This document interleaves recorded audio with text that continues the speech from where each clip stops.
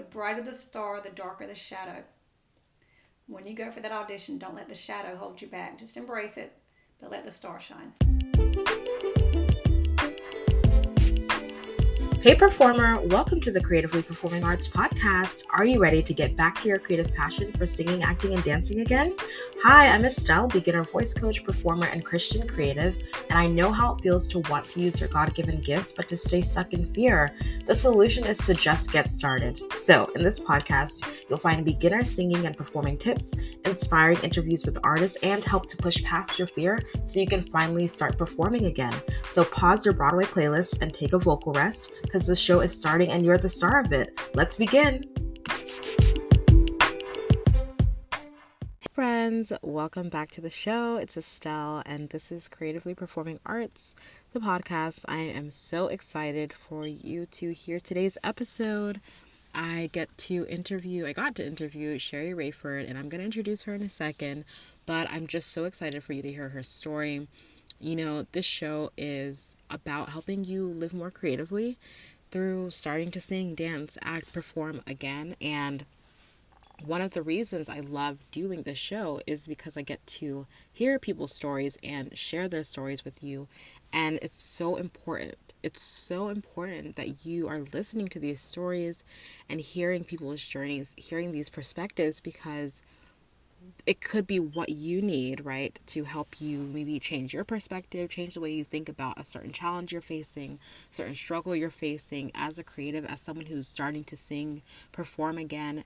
You know, whether it's you wanting to take a dance class, whether you wanting to audition for a play for the first time, you know, hearing stories of people who've done it before, who've done all these things, who have faced all these challenges, these limiting beliefs, these fears, these doubts, and who can share with you what it looks like on the other side, it can really inspire you to keep going. And so, you know, that's why I love these stories and these interviews, and I hope that you love it too.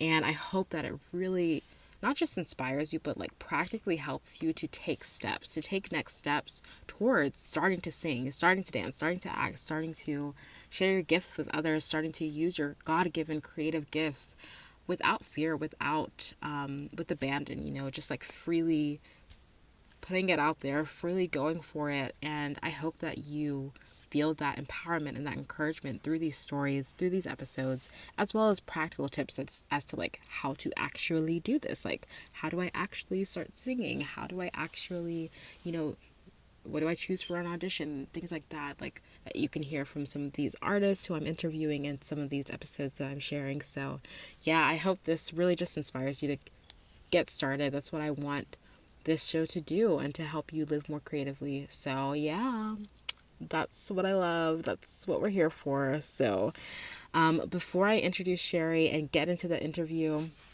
speaking of like actually getting started and taking action, I've been wanting to do this thing to help you take that action.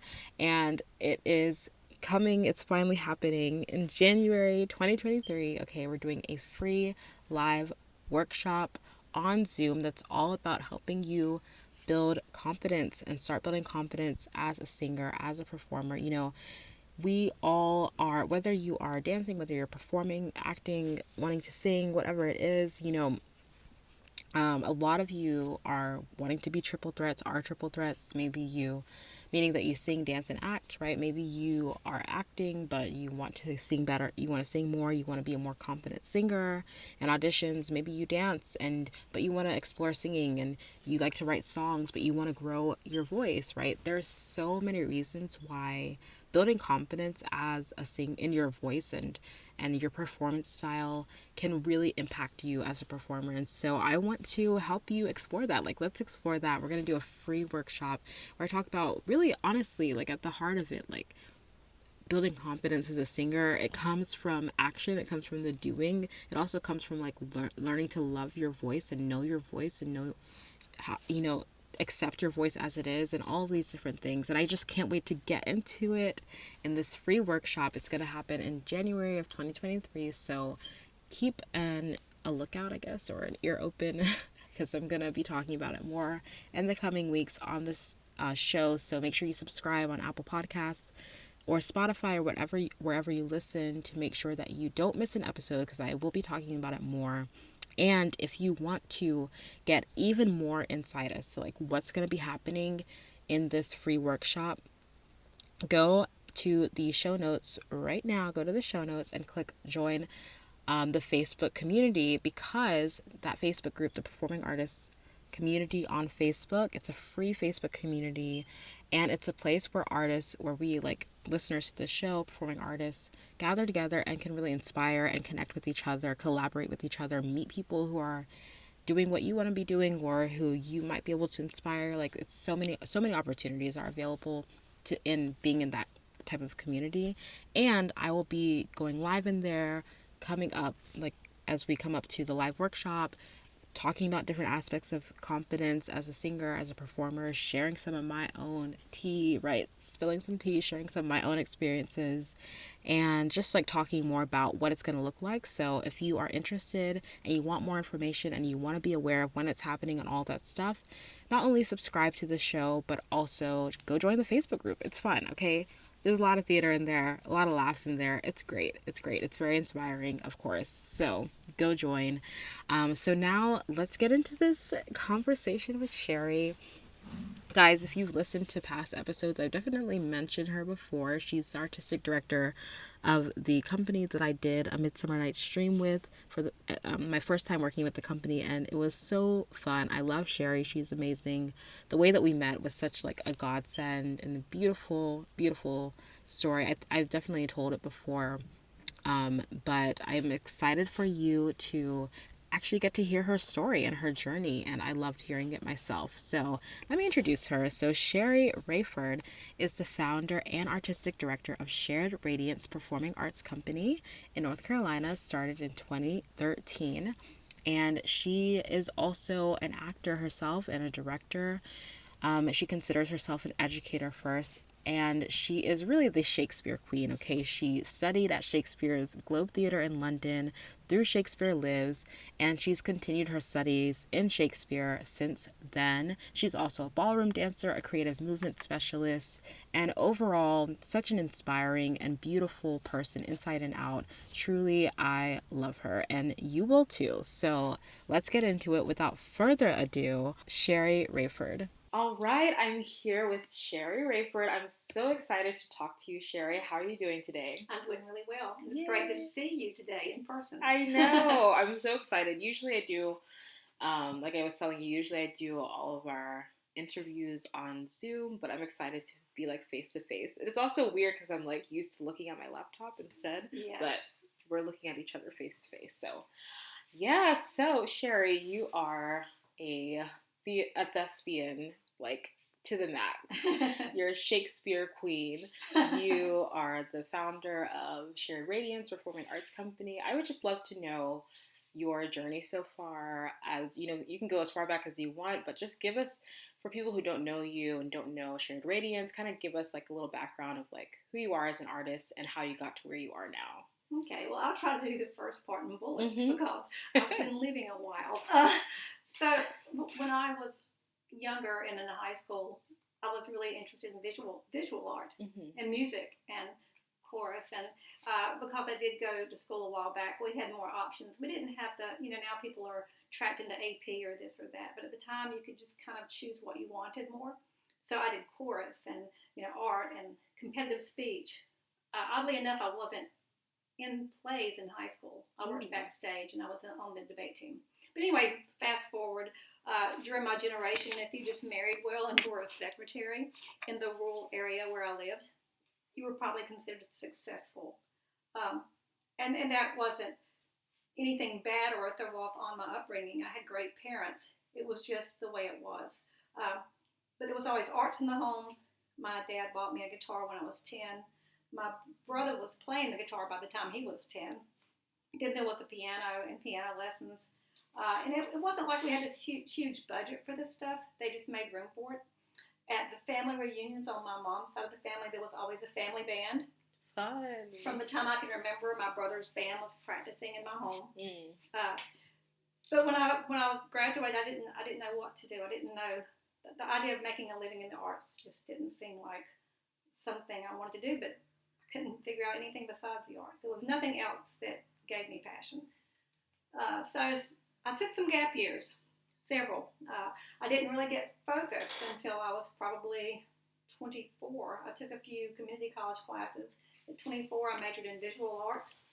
I had a degree in arts education by the time before I was 30. Started teaching in a high school. The principal asked me if I would also teach theater.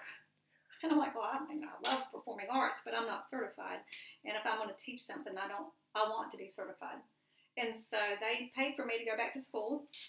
And then in my late 20s, early 30s, I went back and got a degree in theater, theater education. Okay, that's a lot right there. No, that's good. Do you want to stop or anything? No, that's okay, good. All right. You can keep going. So, what were you teaching before you started teaching theater? Was it visual arts? Okay. And that's so cool. I could show you, and I have things around here, and of course, my husband Steve is a photographer. So over the years, I've been able to practice visual arts. You can't do theater and not do visual arts as a part of the process. But anyway, so then theater became my passion, and at a certain point, I realized as a teacher, I had to choose between teaching theater or art because both of my programs were successful. So I said theater. Fast forward, married Steve Raeford, moved to Greensboro, was teaching in Guilford County, and one of the teachers there said, hey, there's this great program called Shakespeare Lives, and it's from the School of the Arts. They send teachers to England to study at the Globe, and you can learn about Shakespeare. You're a theater person. And I'm like, wow, you said something about imposter in the notes, imposter syndrome. Yeah. I thought, I'm going to go. Well, I got accepted first. I had to apply. It was this big portfolio process. Funny enough, I thought I was going to have to pay to go. And then when I got accepted, I found out it was like a $7,000 or $8,000 all expenses paid educational program. And then when I got accepted, I was terrified. I thought, okay, I'm in the theater now, and I really love theater. And at this point, I had acted some. I skipped over, the process of getting into theater. Of course, I had become an actor and a director over the years, and it had become my passion. So I went to the Globe, and I thought, all these people are going to have read the entire canon. And I kind of just wanted this trip to London to go to the Globe. I mean, it wasn't just that. But I was there. And everybody there was so practical and so about the process. They were so down to earth. They said, of course, we don't understand all these words. We look it up. We do what you do. It's a process. And so in that program, we acted on the stage. We performed on the stage at midnight. That first year, we went to a school in Guildford, England, and we represented the Globe with a short one act of Richard III. And I was Anne. I was actually double cast with someone. Shakespeare was active and it was alive, and there was a movement person there named Glennie McDonald. And movement's my thing. I love dance. That's another thing. Dance is there. She just tapped something in my soul. And I realized that Shakespeare wasn't just about all the words I had read over the years. It was about everything. It was about the whole body. It was about emotion, feeling. And she kind of... she did different things like Alexander technique, but there was so much movement involved that I just had this passion for Shakespeare. It was interactive. It wasn't anything I ever thought in the past. That, at the Globe there were groundlings and people being pulled up on stage and people involved with the show, and the audience was truly a part of the world. It was a true sharing process. That's how Shakespeare started. I love that. And then over the years, I got performing more and more. And I had played the piano and, danced, been on a dance team and that kind of thing, a majorette team in high school. So performance wasn't that far. And then the performing increased. And then doing the Shakespeare, I realized that rhythm stays with me more than, verse stays with me more than prose. I have, the way I think, I'm very kinesthetic. Mm-hmm. So the rhythm of Shakespeare and the movement and everything connected with me. And it just became my passion. I came back, worked for the school for several more years, shared what I learned with students. We did stuff at School of the Arts every year. I did Shakespeare camp and taught there in the summertime. Went to the Shakespeare Festival as their education director. It was my dream job. Wow. And then they closed within a year after 37 years. Oh, no. And I thought about what I really wanted, and I thought, well, I've been working for other people there aren't many female artistic directors. I know what I want to do with stuff. I want to share it. I want the audience to be a part of it. I want Shakespeare to be like a rock concert where everybody's engaged with it. So I'm going to start my own company. I love that. For some reason at this point, I'm getting a little older. I've taught for 27 years.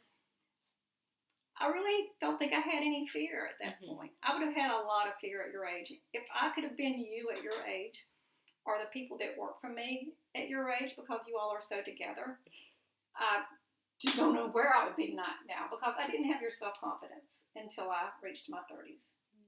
But then by the time I had the experience and learned that snobbery was just a cover-up for insecurity, and that I didn't have to be a theater snob, I could be a theater explorer. I could share it rather than having to always feel intimidated.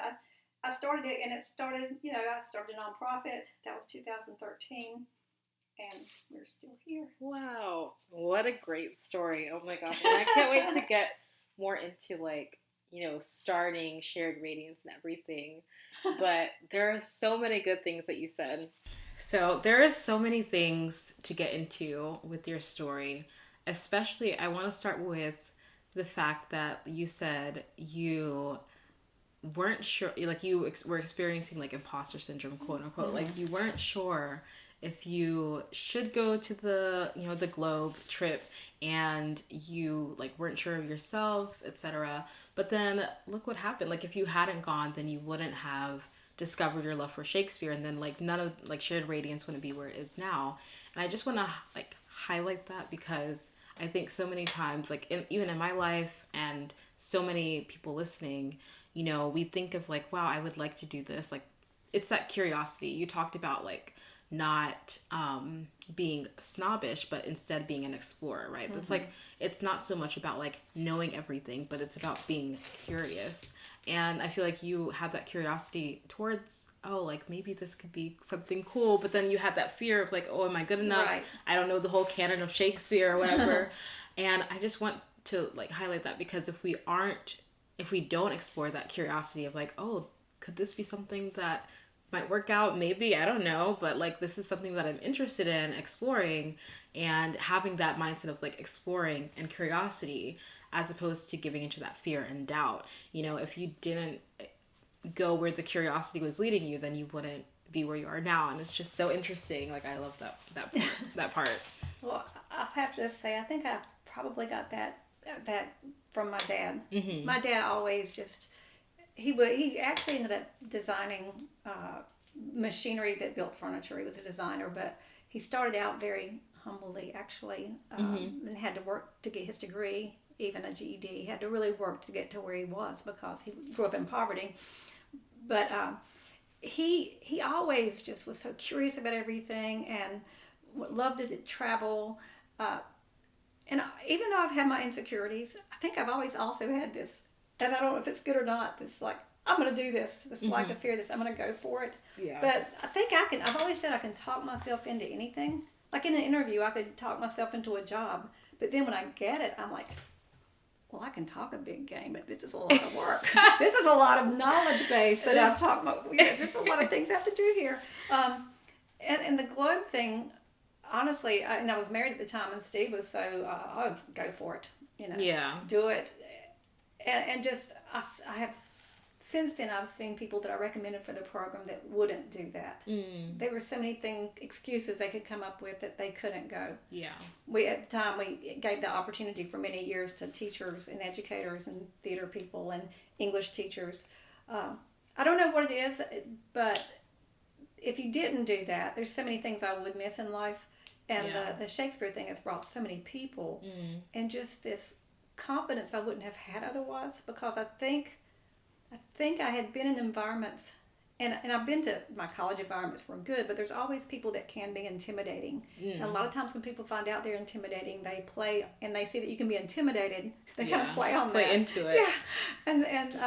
And being born in my generation, being a girl born in the South, you're taught to be rather, I don't want to say timid, but not quite as, hey, this is who I am. But somehow, and I think, like I said, I got that from my father, that I can do this. Yeah. I can be a female artistic director. I can go to the Globe. But the imposter thing, I hate to say it never leaves. I hate to say that you never completely get through it. But I think if you did, maybe you would become arrogant, or maybe you would become complacent and not continue to try to learn and grow and be around people that help you do that. Yeah. So I've just learned that to recognize it for what it is and not let it hold me back. I think that's important. It's that it's the mindset shift of not saying, "Oh, I don't have any fear whatsoever," but instead seeing the fear as like an invitation of like, "Oh, well, maybe I should follow, like following the fear type of thing." Or like maybe I should follow, yes, this scares me, but maybe that's all the reason why I should look into it. And it's like, instead of seeing the fear as a reason to run away, you decide to change the fear into enthusiasm or excitement towards it, or curiosity towards it. And like excitement and fear, your body basically reacts in the similar ways to both. Like your heart rate increases. Exactly. So it's like, you just have to see, instead of seeing the fear as like something, okay, now I need to fight or flight or freeze, but instead something to go towards it as like enthusiasm. And so I love that. And like you said about, you were saying something about, what was it? Oh, I had a point. Oh, yes, curiosity. Back to the curiosity point, because it was, instead of, again, not letting the fear stop you, but looking at what you're curious about, taking action, and then from taking action, that's how you built confidence. The confidence wasn't before you went to the Globe or before you started Shared Radiance. I mean, you had built confidence by then, but it was because you saw the fear as something to be excited about, something to explore, to be curious about. You took action on that, and then you built confidence through that. Yes. So I love that. Yes. Well, it does help. And my father also taught me to surround myself with people of talent, and a lot of people of many talents, and people that and to surround myself with that, and not to be intimidated by it. He said, you don't have to know everything. You just have to surround yourself with people who will help you fully develop and become who you are, and also give those people credit. Yeah. Give those. So I think that, in part, I've had great mentors, great female mentors. I talk about my dad, but some great female mentors that I still have, that have just taught me kind of to run to the fire instead of away from it. And the excitement, it's just like performing. Yeah. People say, do you ever get over stage fright? No. Right before I walk out, I feel like I'm going to explode into a million pieces. And then if I'm prepared, when I walk out, if I know my lines, if I've, really prepared, then when I get there, I'm at home. Right. But that's part of that thing of always, can I really do this? Did I really take this part with this amount of lines, with this amount of emotion? Did I really? But then you get there, and like you said, that adrenaline rush, which is addicting. I've always said it was my legal drug. It's a way to get adrenaline and to feel without doing things that are bad for your body. And I don't know, I'm not sure, sometimes too much stress, even if it's good stress, can be bad for your body. So you have to balance that too. Yeah, that's so good. And what you said about like the people around you, it's so, I did an episode recently about what's the one thing that you might be missing when it comes to building confidence, and the one thing is community. And I talked about how did I talk about this? I don't think I mentioned this in the episode, but like I think back to how I almost didn't audition for A Midsummer Night's Dream, which I did with Shared Radiance recently. So like I had signed up for the audition maybe a week or a week and a half beforehand, but I was still like, I don't know if I'm going to. I prepared my monologue and I was like ready, but I was like literally like the day of, I was like, should I? I don't know if I'll be good enough. I was like, I don't know, everyone, like it's like a professional theater company. I was like, I don't know if I can do this, but I still went. And then I talked about on the episode how important it was that I did go, and how all the people who I met who encouraged me and like spoke life into me and pointed out like the good things and helped me get better, like you and our director Jenny, and just like my castmates, like everyone was just really helpful and like pointing me towards like being better, and then also like highlighting the good things. And like I talked about all the other aspects of community, friends and family, and other my voice teachers, you know, things like that, people like that who have helped and supported me. But like that community aspect is so important to getting further and growing your confidence and stuff. And it's like, if I hadn't taken that chance to audition, then I wouldn't have had this new community that I have now with you and with everyone at Shared Radiance. So it's just I love it. Beautiful. I love it. And it's how I came to you. If you notice, you know, I was at the Greensboro Cultural Arts Center at a rehearsal, and Estelle was there, I think, with her mother and somebody doing a photo shoot. And I just saw that there was something about you that you can, when people have a creative aura or something like strong, positive thing, you can feel it.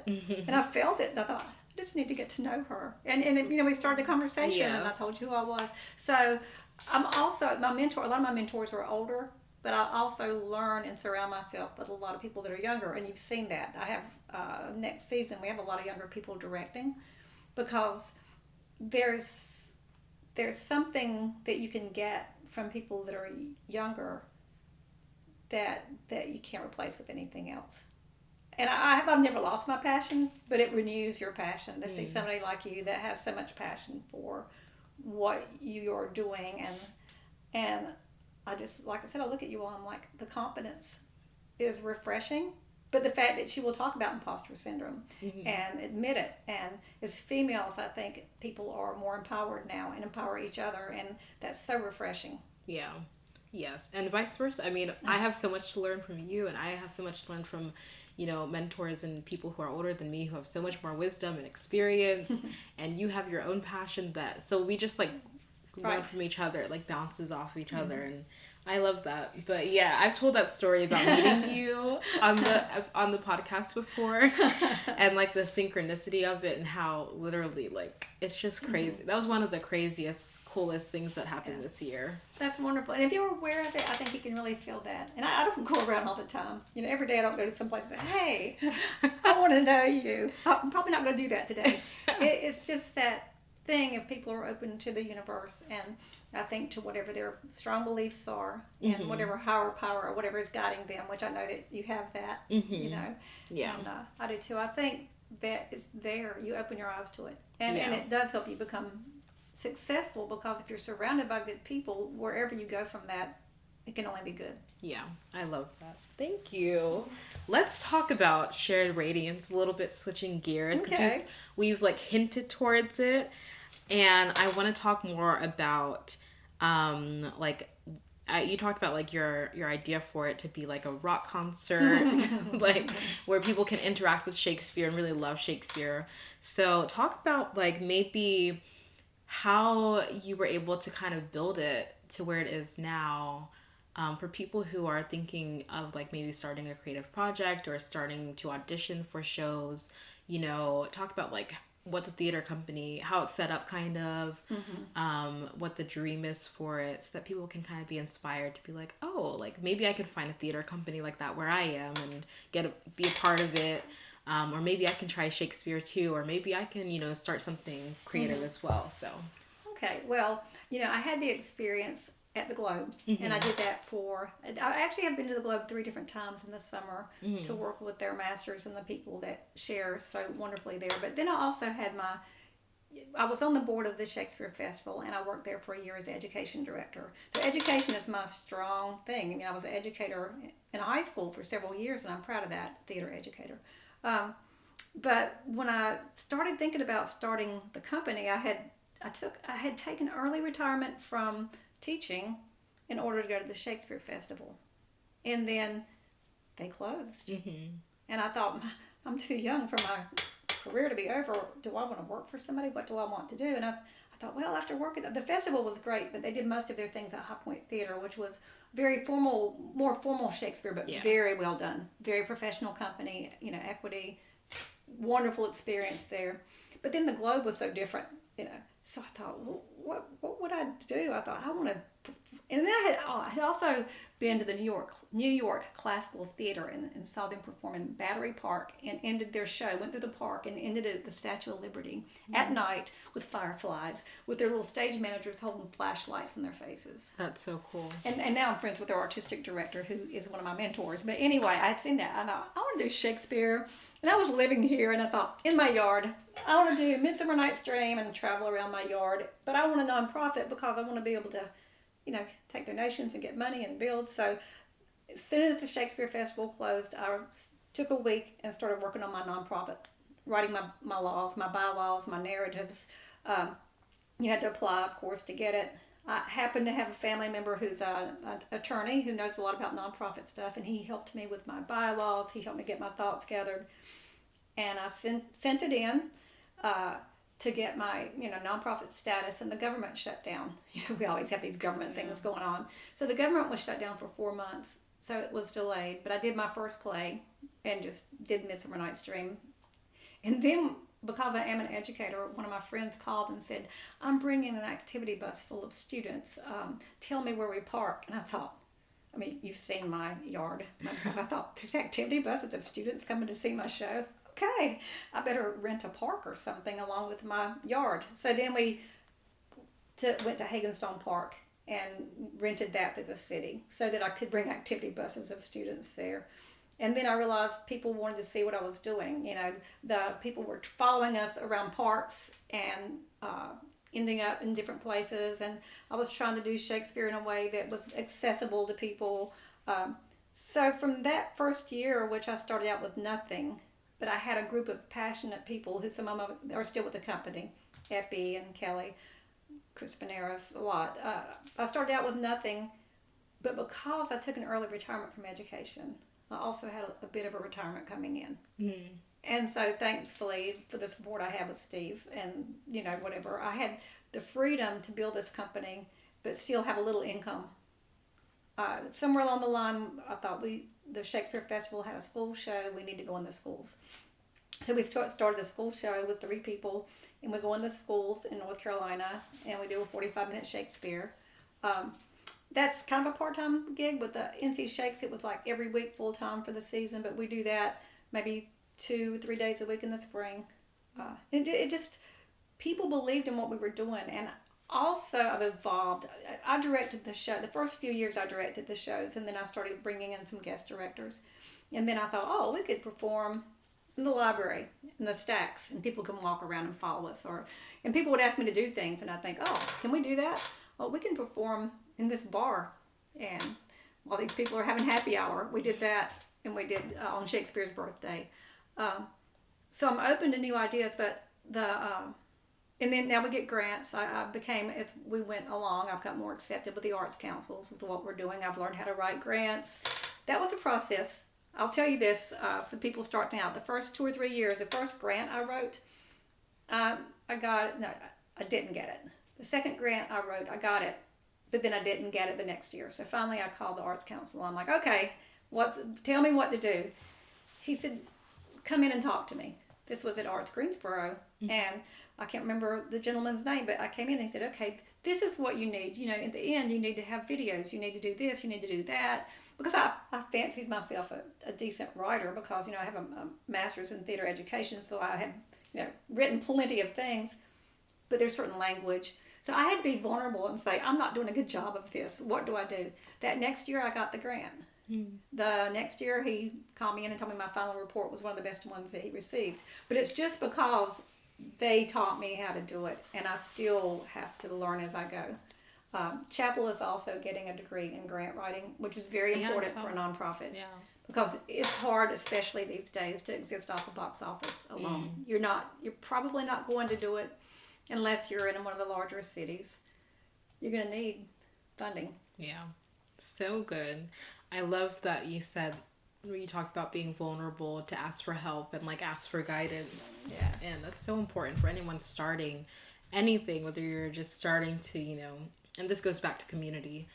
Maybe, a lot of people listening might be at the very beginning of their journey of just I want to start to maybe take a dance class, or maybe start to, look into working with an organization like shared Radiance, maybe start auditioning, and it's like asking for help and looking for people who've done it, who are in that company that you're looking to work with, or that are in that, maybe that dance class, maybe like meeting with the teacher, just kind of taking that initiative, like you said, to be vulnerable and say, I don't know, like which dance class am I going to fit in, or which what voice teacher is going to work the best for me, or like just asking questions about things that you don't know. And there's nothing wrong with that. And that's why I hope, hopefully this podcast inspires people and helps people, like gives people practical tips and paths that they can kind of follow along, so that they can have a resource for like how to start a theater company, or how to start acting, or whatever,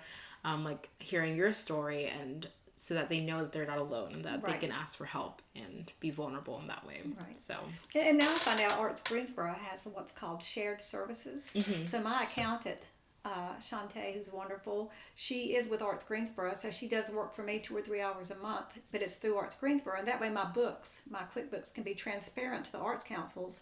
And if I need help when I'm writing grants with different things, I actually have a resource for that. That's awesome. So there's so much help. If anybody out there, wants to start a nonprofit, or you're thinking about drawing up your bylaws, or you have a nonprofit, and I remember when I thought I need an accountant, I thought, but I can't afford somebody full time. I just need somebody a few hours. And then the person from Arts Greensboro said, Sherri, we have that. And I pay a little bit for it, but it's very discounted. That's awesome. Yeah. There are so many opportunities to do what you want to do. And sometimes we only see like the limitations. You only see like I don't have, I can't pay for a full-time accountant or whatever. Or like, again, back to the Globe, like, I haven't read all of Shakespeare, so I can't do that. Sorry. Like, no, there is a way. There's always a way. There are always opportunities if we just will kind of like ask a different question instead of saying, oh no, this could never happen because XYZ. Maybe ask a different question. What's possible here? Possible. I love that. All right, so let's take a second to kind of backtrack a little bit to talk about, because you mentioned this in your story about how you started acting and you started taking dance as well. So I'd love to hear, like, what were those beginning moments for you when you were like, oh, okay, I don't want to just be behind stage, although we love backstage. We love backstage too. But when you were like, I want to be on stage, I want to really grow as an actor. And then even like when you started, you said you were on dance team in high school. So like when you started, like maybe as an adult, just start dancing again. But we can start with acting first. Okay, we'll start with acting. Of course, I was teaching visual arts. Had always been interested in all sorts of performing arts. I just, for some reason, when I was in high school, I was content with backstage when it comes to the acting part. Like I said, I did competitive speech, which was interesting. So once I went to Catawba, which was where I got my undergraduate in theater, I thought I don't want to teach this if I'm not an actor. So I started seeking out chances to perform, and most of that was community theater. It was in Thomasville and Lexington area mostly, and I would just audition. The first thing I auditioned for, I got the lead, and I'm like, oh, one of those things. I'm like, how did this happen? How do I learn these lines? Oh my God. And it was dinner theater, so everybody was in my face. I was like, oh that's gosh. So fun. But then I did several musicals, which I'm nearly always ensemble in a musical, because I'm good with harmony, but I'm not one of those killer sopranos. I mean, I'm not making excuses for the way I sing. I think I love singing. I play the guitar and sing, but we know what our strengths are. And in musical, I was ensemble, and so I did a lot of musicals. Then when I got to the Globe, of course, that was some acting that was very challenging. And then representing the Globe, that was totally intimidating but exciting. So I just started doing that. And then when I started working for the festival, I was hoping to start doing some professional stuff there. And then that kind of fell apart. So I started doing Shakespeare Collage, and I just knew once it was a natural fit for me, theater, because it just is a natural fit for me. But I constantly learn when it comes to the performance part. Every character, every time I'm cast, I feel like, am I really going to be this person? Can I really do this? But it is a process that feels right for me. Sometimes it's easier to be somebody else than to be yourself. I like myself, but being somebody else, it's just, I can get so lost in that. So anyway, since then I've done a lot, and then I started doing a lot with the company, and We did some stuff when I was in Davidson County, just a lot there in those areas. Yeah, that's good. It's in the doing. And it's funny because I have a theater company, people assume I'm an equity actor. I am not. I'm an actor. I'm an educator first. I'm very proud of my educational background. I have a master's in education with a theater background from UNCG. The company, our main focus, I remember when I was with the festival and we were falling apart, I thought we just need to do more with education. We need, not that I'm 37 years, it's a long run, they did great. But I think education is our main thing, mentorship, education. We bring in people from the colleges, we have a teen program, we constantly educate each other, we go in the schools.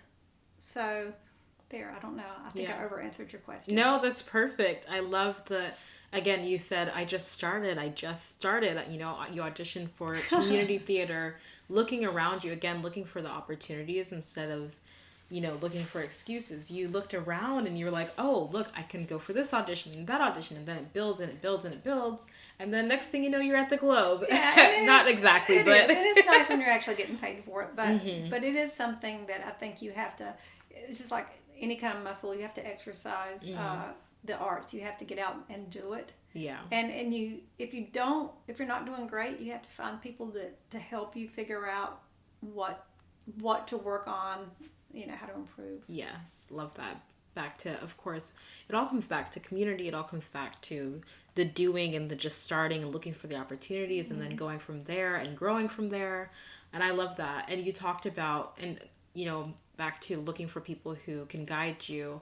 That's what you're doing with Shared Radiance. You have the mentorship, you have opportunities for people to learn, even just through the doing, through auditioning. For me, I learned so much just being in a Shakespeare play and with you all. And so, there's so much to learn.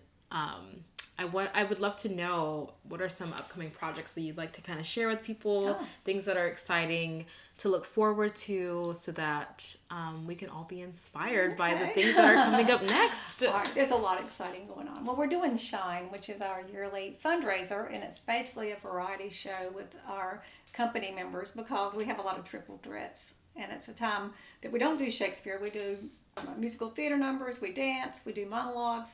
That's coming up. That's directed by Taylor Neese, so I'm very excited that he's directing. And Comedy of Errors is coming up in the spring with Joey Upper directing.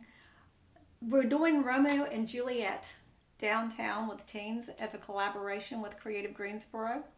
I will be involved with that project. Last year I directed it, but this year, as of yesterday, Abby Miller will be directing and Fatima will be the assistant director. Yay. Yes, so it's going to be amazing. I've had a youth offender prison in Siler City contact me, and they're wanting to do Shakespeare with their youth in the prison. Wow. I'm really interested in that. They're writing a grant. They're working on a grant. If they do, I really want to go in and see what I can do with that. We work with the Housing Authority, teaching dance to seniors in the senior housing. We have the Tempest coming up in the spring, which I will direct.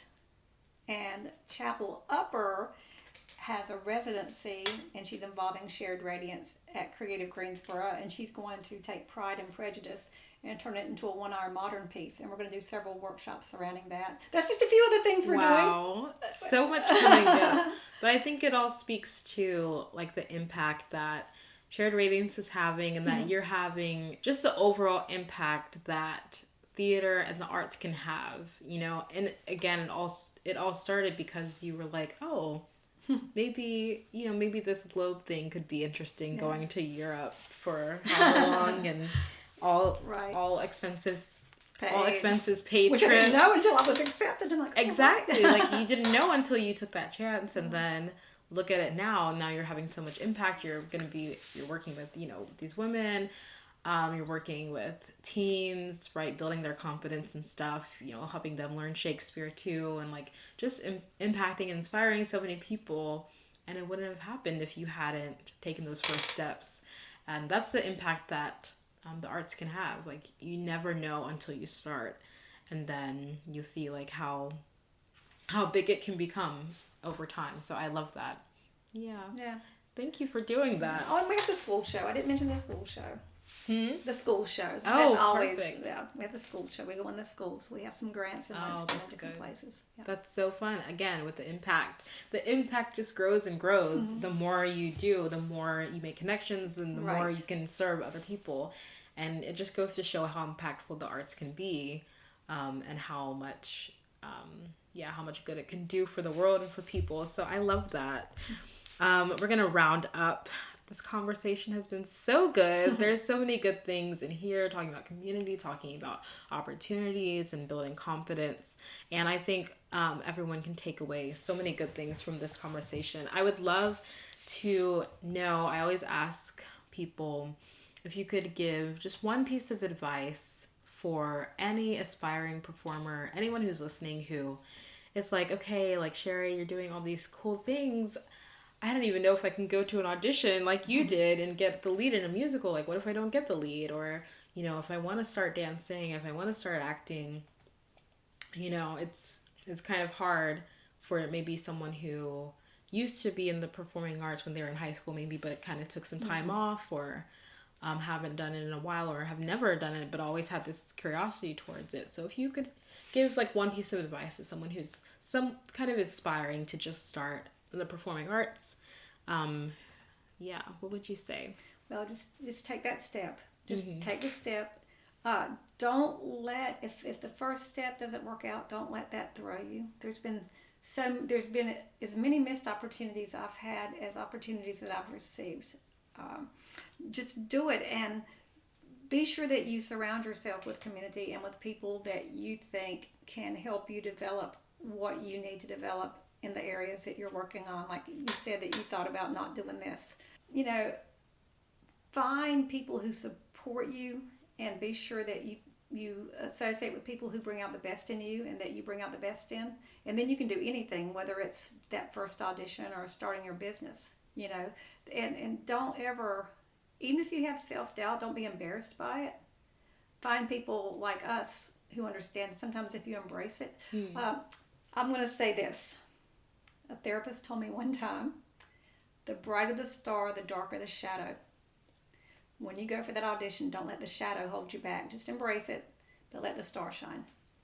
That was so good. That was beautiful. I think we can just end it there. But I do want us to say like where everyone can follow you and just keep up with you and Shared Radiance, because you guys are doing amazing things. And that was just such good advice. Right, let the star shine like brighter than the shadow. Don't let the shadow hold you back. I love that. Let us know where we can connect with you online and Shared Radiance as well. Online, you can. We have the websites, www.sharedradiance.org. Of course, I'm on Facebook as Shared Radiance, and Instagram Shared Radiance. If you want to contact me directly, I'm very open and love working with people. It's Sherri, Sherri, at sharedradiance.org. Perfect. There we go. Yay! I'll put everything in the show notes so everyone can click on the links and go ahead and connect with you. Thank you so much for your time. Thank you for being here. This was so much fun.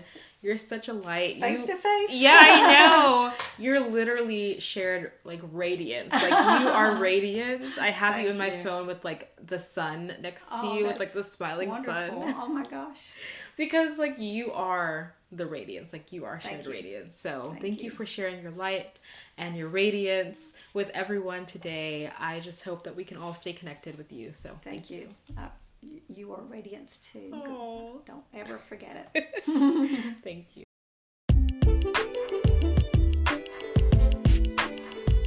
Thank you so much for listening to another episode of the Creatively Performing Arts podcast. I hope you feel encouraged, inspired, and truly impacted by today's episode. And if you can think of one person who would love this show, please share this episode with a friend.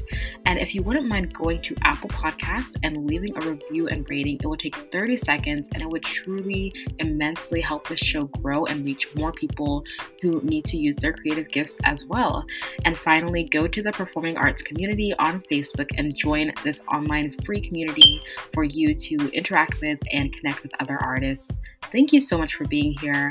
I appreciate you so much, and I will talk to you later.